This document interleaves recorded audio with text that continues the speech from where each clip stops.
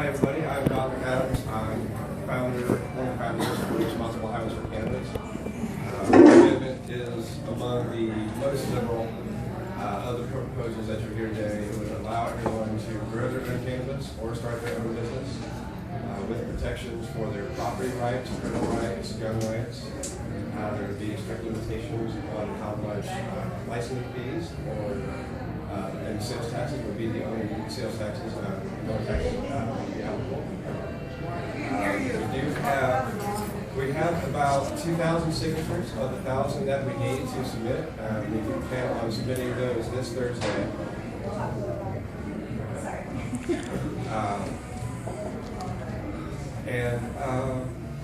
A lot of people think that if we need a more conservative approach, then we will have those options over here.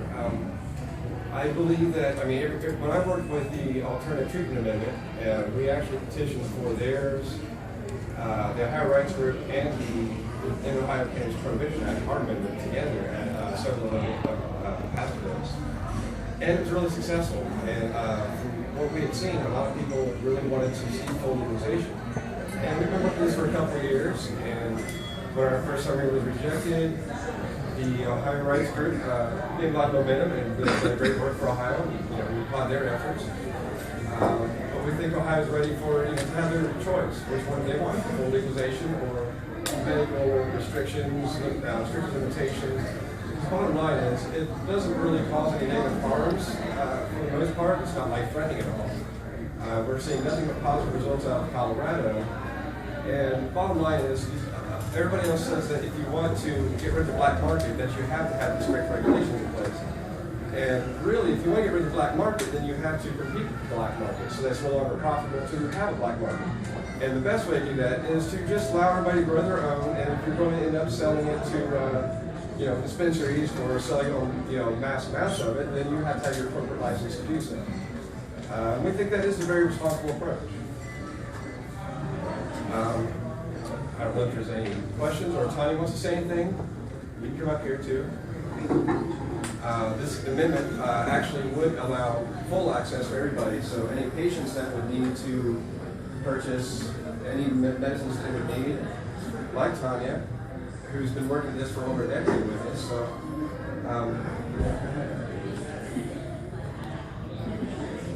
you guys, I want us to applaud Donnie because it's really taken guts.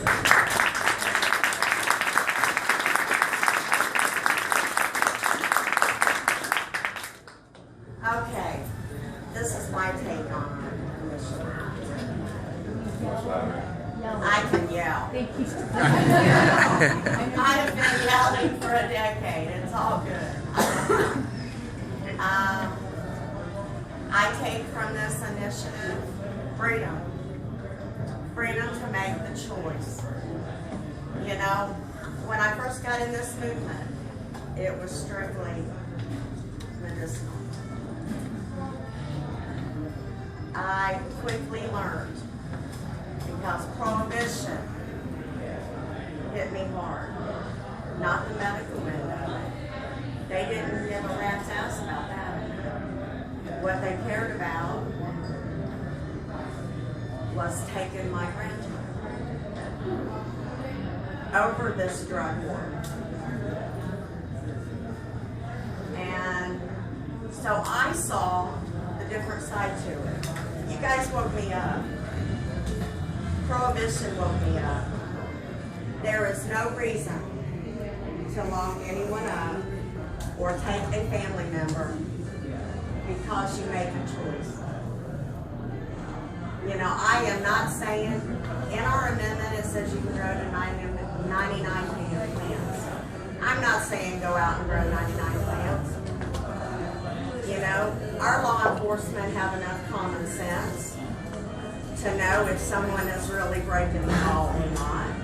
Well, and also you have to own property or have the owner's permission in order to grow.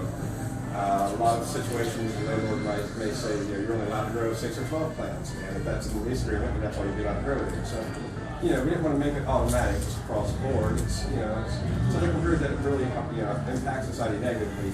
There's just no need for all the unnecessary restrictions.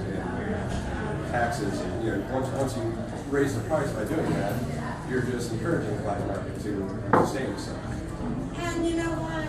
It's so stupid to make a plant illegal that has never killed anyone. In conjunction with, see, this is what they tell you in the news. They'll say, so-and-so was killed and they had marijuana in their system.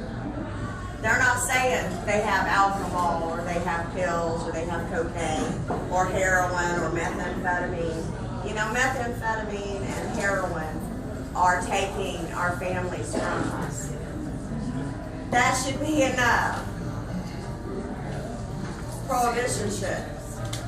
And without prohibition, they're not going to make all that money that they're going to try to make. You know, I trust my law enforcement. Call me crazy. 99% of them, and I'm looking at Carlos. I trust our law enforcement because they know who I am. If I'm going to sit out there like Cheech and Chong, and you're just going to have to shut me up when that is done because I've got a lot to say. Okay?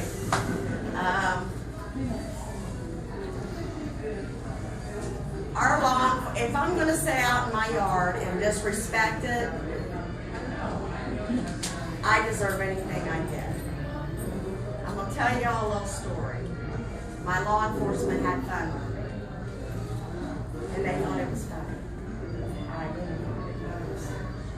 Anyway, I'm on 700 WLW, and I said, Scott Sloan says, Tanya, aren't you worried that we're going to find you? You're being so open about it. So I go, my dumb ass.